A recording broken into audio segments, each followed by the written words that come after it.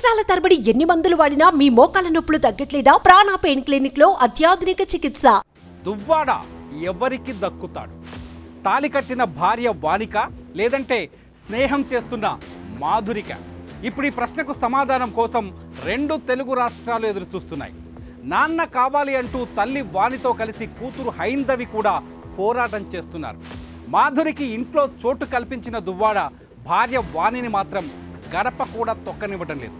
భార్య వాణి శ్రీనివాస్ నా సొంతం అంటుంటే మాధురి శ్రీను గారు నా బెస్ట్ ఫ్రెండ్ అంటున్నారు.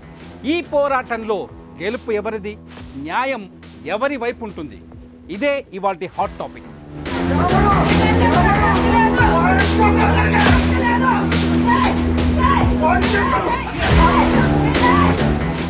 వైసీపీ ఎమ్మెల్సీ దువ్వాడ శ్రీనివాస్ ఇంటి రచ్చ బతుకు జట్కా బండి స్టోరీగా మారిపోయింది. ఓవైపు తాలి కట్టిన భార్య, మరోవైపు స్నేహం ఉందంటున్న మహిళ, ఇద్దరూ శ్రీనివాస్ కోసమే పోరాడుతున్నారు.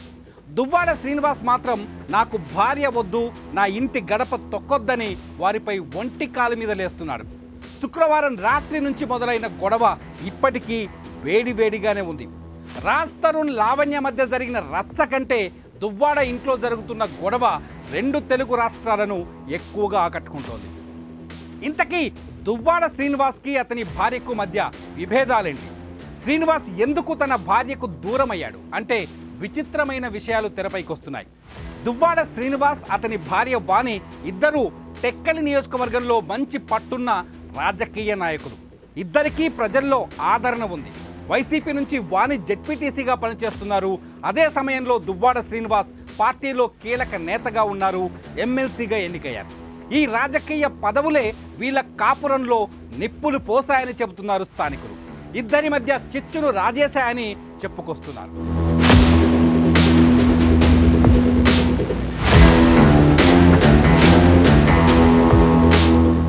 సాధారణంగా ఎన్నికల సమయంలో ఇద్దరు రాజకీయ నాయకులు, రెండు వేర్వేరు సామాజిక వర్గాల మధ్య టికెట్ల గొడవ ఉంటుంది. కానీ టెక్కలి వైసీపీలో మాత్రం కథ రివర్స్లో కనిపించింది. దువ్వాడ శ్రీనివాస్, అతని భార్య వాణి ఇద్దరూ టికెట్ కోసం పోటీ పడ్డారు. దువ్వాడ శ్రీనివాస్కు పార్టీ టికెట్ కేటాయించడంతో అతని పైన ఇండిపెండెంట్గా పోటీ చేసేందుకు వాణి రెడీ అయ్యారు. చివరికి పార్టీ జోక్యం చేసుకొని ఇద్దరిని సముదాయించి వాణిని కూల్ చేశారు. నిజానికి ఈ ఎమ్మెల్యే టికెటే 2 ఏళ్ల క్రితం వాణి శ్రీనివాస్లను వేరు చేసిందనే చర్చ కూడా ఉంది. వాణి నుంచి శ్రీనివాస్ దూరం అయ్యి 2 ఏళ్ళు అవుతోందని తెలుస్తోంది. శ్రీనివాస్ మాత్రం తనను 30 ఏళ్లుగా వాణి వేధిస్తోందని చెబుతున్నారు. నిజానికి దువ్వాడ శ్రీనివాస్ది వాణిది ప్రేమ వివాహం. సాధారణంగా ప్రేమ పెళ్లిలో ఒకరిని ఒకరు అర్థం చేసుకుంటారు. కానీ ఇక్కడ ఒకరిపై ఒకరు ఆధిపత్యం కోసం పోరాడారు. వాణి రాజకీయంగా ఎదగటాన్ని శ్రీనివాస్ జీర్ణించుకోలేదని ఆమె తరఫు బంధువులు చెబుతున్నారు. శ్రీనివాస్ రాజకీయంగా ఎదుగుదలను వాణి ఓర్చుకోలేకపోయిందని శ్రీనివాస్ వర్గీయులు చెబుతున్నారు. ఈ ఘర్షణే ఇవాళ ఇళ్ల మీద దాడుల దాకా వెళ్ళిందనే చర్చ స్థానికంగా వినిపిస్తోంది.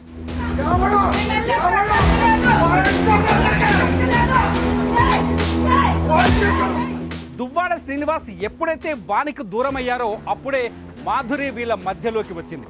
2024లో జరిగిన అసెంబ్లీ ఎన్నికల్లో మాధురి కీలక పాత్ర పోషించింది.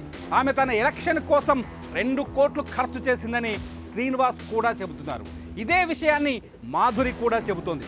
దువ్వాడ కోసం 2 కోట్లు ఇచ్చానని, అందుకే ఆయన పైన, ఆయన ఇంటి పైన తనకు హక్కు ఉంటుందని చెప్పుకొస్తోంది.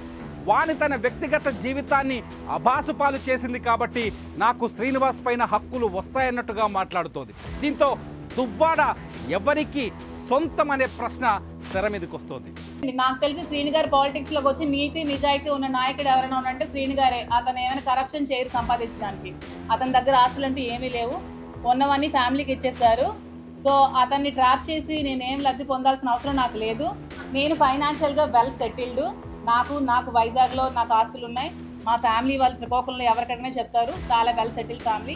అక్కడ అత్తగారి ఫ్యామిలీ కూడా చాలా వెల్ సెటిల్డ్. నాకంటూ ఫైనాన్షియల్గా నాకు చాలా అసెట్స్ ఉన్నాయి. నేను ఎలక్షన్లో 1 crore to 2 crores నేను ఖర్చు పెట్టాను ఎలక్షన్స్లో. మీరు కావాలంటే క్యాడర్ ఎవరికైనా అడగండి. ఎలక్షన్ ముందు నేను ఎంత డబ్బులు ఖర్చు పెట్టానో చెప్తారు.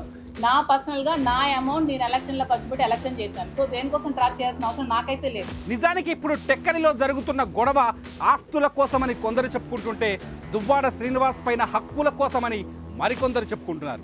మరికొందరైతే టెక్కలిలో రాజకీయ భవిష్యత్తు కోసమని మాట్లాడుతున్నారు.